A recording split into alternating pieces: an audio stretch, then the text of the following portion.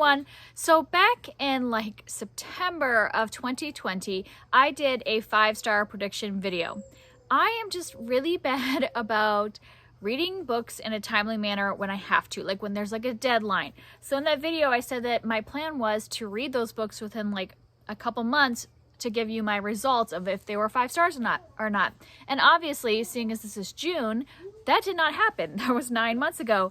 And yeah, I even had them like sitting in a prominent space of like, these are books I should get to right away so that I could do a update. But I don't know. I am just that person. When it is something like I'm supposed to do, I don't do it. So I have like a plan for in the future when I do a 5-star prediction video, which you'll see at some point whenever the next one happens. So I have a plan so this won't happen again where there's such a big gap between the time that I give you my predictions and give you the outcome. So yeah, back in September, I picked these 5 books as the books that I thought were going to be 5 stars for me. I have finally finished them. And I think what I'm gonna do is kind of go through them in order of how I like them, just so that we could kind of end off with the ones that turned out to be 5 stars. So to start off, we're going to talk about the one I liked the least, and that was The Picture of Dorian Gray by Oscar Wilde. And this was disappointing because I had such high hopes, obviously as a 5-star prediction, but even more than that, this is just a classic I've been meaning to read for a long time. I've loved a lot of Oscar Wilde's plays, so I was super excited about this. So many people love this book, and I just found it so hard to get through it. So I basically read it in 2 chunks. I read the first half, and the first half I would have given like 2 stars, and then the second half I read like a month and a half later when I finally got up the like gumption again to like continue because I was so bored in the first half, and I did like that a lot better and would have rated that about 4 stars. So overall I'm giving this a 3-star. I just talked about this in my May wrap-up, so if you watch that, you've heard me talk about it lately, so I won't go into big details other than the fact that I just thought that this was too wordy, too descriptive. His dialogue is excellent, and that part I really like, which makes sense since he was a playwright, but the description was just overboard for me, and the first half was just a lot of description, and things didn't really start happening till the second half of this book. So unfortunately, this was 3 stars for me. Definitely not a 5-star, but I'm still glad that I have finished it and read it, so now I know. And then I had 2 4-star books. So the first I'll talk about is Don't Date Rosa Santos by Nina Moreno. And I'll talk about this one first just because that also I read in May, so you heard me talk about this recently. So I won't go into great detail. This is basically just a family drama. So this basically just follows Rosa and her mother and her grandmother, and the women in her family supposedly have this curse on them. And Rosa is just starting to figure out what she wants to do with her life, like going off to college and what she wants to be and where she wants to go. And is the curse going to affect her and her love life and things like that? And I did really enjoy this book. I thought that the family dynamics were excellent. I loved that it followed 3 generations, and these women had a lot of pain and trauma in their background because both her mother and her grandmother had their partners die while they were pregnant with their children.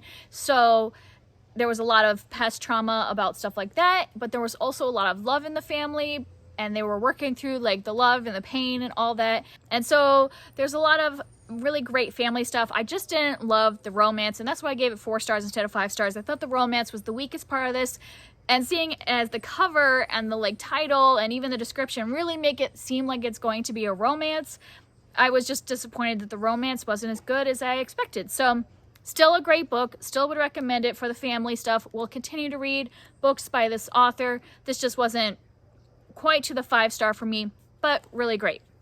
And then the other 4-star book I had was Where the Crawdad Sing by Delia Owens. And like everybody loved this book when it came out. I mean, it has such high ratings on Goodreads, and so I just kind of assumed that I would love it too. And there was a lot of things I liked about this. I really liked the stuff that a lot of people don't like. I really liked all the nature writing in this. I love that our main character, now I can't remember, Kaya, is that her name? You know, she lives in the marsh on her own, and she like really has a connection to the marshes and to like the birds and the wildlife in that area, and I just really loved that part of it. which makes sense because Delia Owens was a nature writer before she wrote this first novel. And so those parts really sung for me. I really enjoyed those. But what didn't make it a 5-star for me was I just didn't really feel invested in the murder mystery, which I think is what a lot of people like about this book. And I don't know, there was a lot of the second half of the book was focused more on the murder mystery and like, did Kaya do it and all that stuff and trials and things like that. And I just didn't really care about that. I really just loved the first half when she was just really in the marsh. So ultimately this wasn't a 5-star, but still a book I really enjoyed. And now on to the 2 books that I actually did give 5 stars to. So 2 out of 5 on a 5-star prediction is not bad, and especially when 2 other ones were also 4 stars. I think that's actually pretty good for a 5-star prediction. So my first 5 stars is All American Boys by Jason Reynolds and Brendan Keeley.